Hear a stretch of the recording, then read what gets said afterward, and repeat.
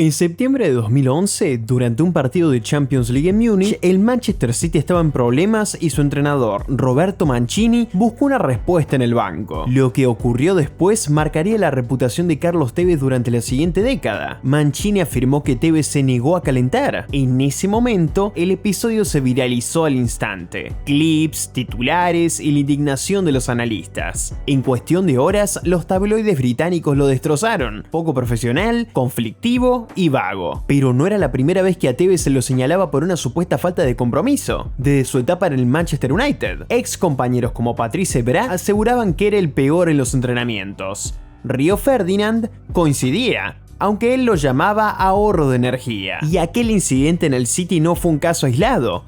Meses después, Tevez marcó un gol y lo celebró imitando un swing de golf, una burla dirigida a críticos, periodistas y tabloides que lo cuestionaban por su ética de trabajo. Irónicamente, esto solo enfureció aún más a la prensa inglesa. Para ellos era un jugador que no se tomaba en serio el fútbol, que desafiaba la autoridad y que se movía por fuera de los límites de lo que se esperaba de un profesional de élite. Sin embargo, más allá de los titulares y la polémica, los números y los momentos de Tevez contaban una historia muy distinta. Era un delantero que una y otra vez aparecía con goles decisivos en peleas por el título, en copas y hasta en luchas por el descenso.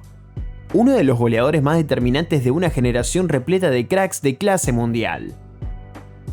Formado en Boca Juniors y luego con un paso en Corinthians, Europa recién empezó a conocer realmente a Tevez cuando llegó al West Ham United. Básicamente, cuando aterrizó, el equipo estaba en una situación muy complicada. Tras su debut en septiembre de 2006, el West Ham encadenó 9 partidos sin ganar. Y la polémica no tardó en aparecer. Tras ser sustituido temprano en un partido contra el Sheffield United, Tevez armó un escándalo y su reputación, ya en su primera temporada en la Premier League, no pintaba bien. Pero con el correr de los partidos empezó a hacer goles. Y tal vez todo ese drama quedó en el olvido, porque en la última fecha de la liga, frente a un Manchester United en su mejor nivel, Tevez marcó el único gol en una victoria 1-0 que literalmente salvó al West Ham del descenso. Fue a partir de ese momento que Sir Alex Ferguson puso sus ojos en el conflictivo argentino. Y en la temporada siguiente, 2007-2008, Tevez llegó a préstamo al Manchester United. Allí entró en un entorno donde la identidad individual quedaba por detrás del dominio colectivo. El equipo ya giraba en torno a dos de los atacantes más prometedores de la liga, Cristiano Ronaldo y Wayne Rooney. Cualquier incorporación debía adaptarse a un sistema que exigía disciplina y sacrificio. Sorprendentemente, Tevez no se resistió en absoluto. Al contrario, transformó su juego para encajar en esa estructura. Presionaba con intensidad desde arriba, retrocedía para asociarse y generaba espacios para las diagonales de Ronaldo y los movimientos de Rooney. Su rol era menos visible, pero igual de fundamental. Por eso, esa temporada no solo marcó 19 goles, sino que también dio 7 asistencias. Su aporte fue tan importante que ayudó al Manchester United a ganar la Premier League y también la Champions League. De hecho, terminó con la tercera mayor cantidad de participaciones de gol del equipo, con 27, solo por detrás de las 49 de Cristiano Ronaldo y las 31 de Wayne Rooney. A medida que se acercaba el final de su cesión, las negociaciones para su traspaso definitivo se volvieron largas e inciertas. Y es una lástima, porque aunque su paso fue breve, merecía haber quedado inmortalizado como un Red Devil. Al final queda esa sensación inevitable. ¿Qué habría pasado si se quedaba un poco más y se convertía en un ídolo del club? Incluso rindiendo al máximo nivel, incluso siendo clave en los logros más importantes del fútbol de clubes con el Manchester United. Y en gran parte de su carrera en realidad su trabajo era reconocido, sí, pero nunca realmente valorado como correspondía.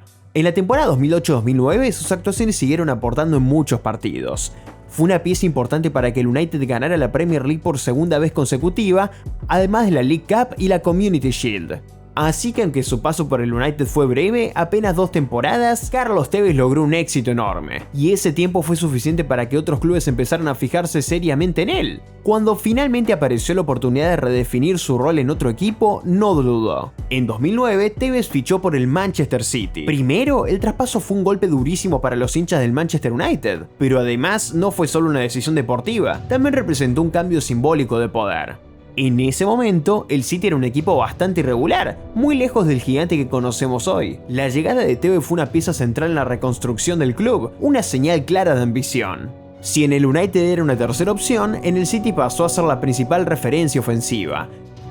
Su combinación de gol y entrega física marcó el tono de todo el equipo.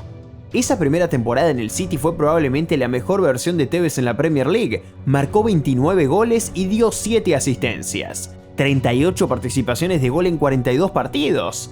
Fue una explosión total en su carrera. Ya no era solo un gran delantero, en ese momento se podía argumentar que era el mejor de la liga. Y en la temporada siguiente, 2010-2011, dejó de ser una opinión para convertirse en un hecho. Tevez sumó 33 participaciones de gol, llevó al City a ganar la FA Cup y se quedó con la bota de oro de la Premier League.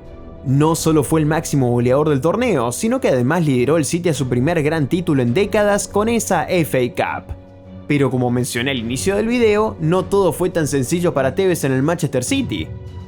A medida que Carlos Tevez se convertía en un jugador de clase mundial, también crecían las expectativas sobre él en el Manchester City, y con eso llegaba también una mayor presión y escrutinio. Con el tiempo, su relación con el entonces entrenador Roberto Mancini se fue deteriorando. Según se dice, esto se debió a varios factores. Algunos hablan de diferencias tácticas, otros de choques de personalidad, pero como mencioné al inicio, el punto de quiebre llegó en aquel partido de Champions League contra el Bayern Múnich. Después del incidente, Tevez discutió la versión de su entrenador. Insistió en que todo había sido malentendido, pero más allá de quién tenía la razón, las consecuencias fueron claras: suspensión, multa y una fuerte exposición pública. Ese episodio terminó de consolidar una narrativa que venía formándose desde hacía años, desde su etapa en West Ham, pasando por el United y ahora en el City. Y con su mayor notoriedad, esos conflictos dejaron de verse como casos aislados y pasaron a interpretarse como un patrón.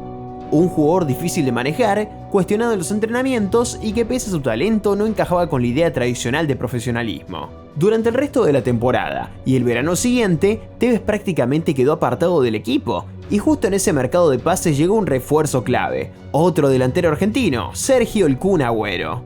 Con esa incorporación, Tevez empezó a perder el protagonismo. Pasó de ser el máximo goleador del City y bota de oro de la Premier League a disputar solo 15 partidos y aportar 7 participaciones de gol en una temporada. Pero no fue solo su mala relación con Mancini lo que lo perjudicó. El City tenía un ataque repleto de talento y mientras Tevez quedaba al margen, otros delanteros como Edin Dzeko y Mario Balotelli aprovechaban sus oportunidades. Y es curioso pensarlo, Mario Balotelli y Carlos Tevez compartiendo plantel, dos de los delanteros con más carácter de la Premier en los 2010. A pesar de su aporte, lo que más duele es que esa temporada terminó siendo una de las más icónicas en la historia de la liga. El City conquistó su primera Premier League con un final inolvidable, marcado por el gol agónico de Sergio "El Kun" Agüero, y lo hizo en gran parte sin su mejor jugador del año anterior. Para ese momento, cuando se pensaba en el City, el nombre que venía a la cabeza era Agüero, no Tevez. Y sí, esas 7 participaciones de gol de Tevez fueron importantes, pero casi nadie las recuerda. Y ahí está la paradoja, Tevez fue clave y polémico al mismo tiempo, su rendimiento justificaba su lugar, pero sus conflictos hacían que su historia nunca fuera del todo estable.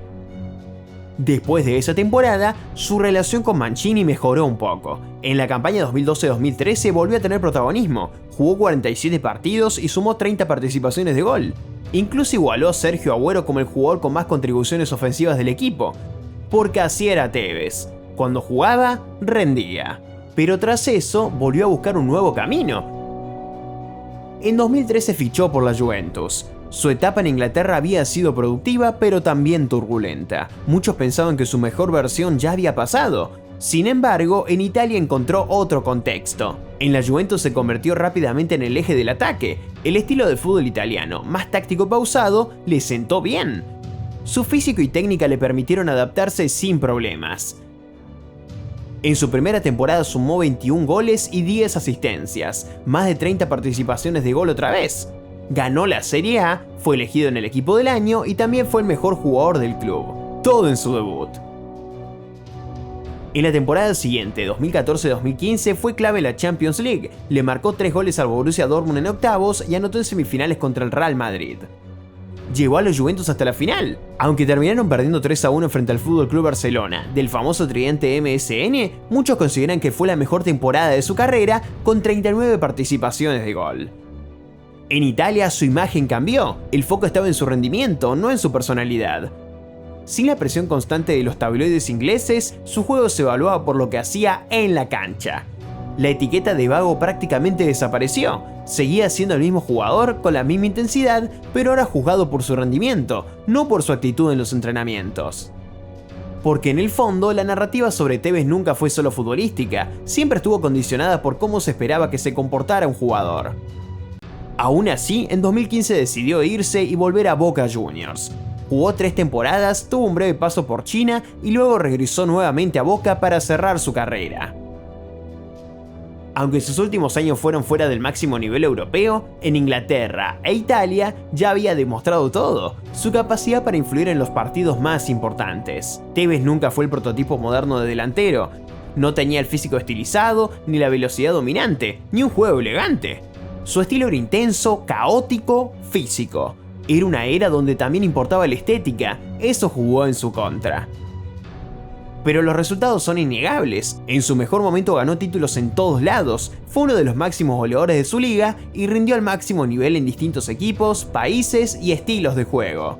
Más allá de lo que se diga de él y de todas las polémicas que lo rodearon, no hay discusión posible. Carlos Tevez fue uno de los mejores goleadores del mundo en la década del 2010.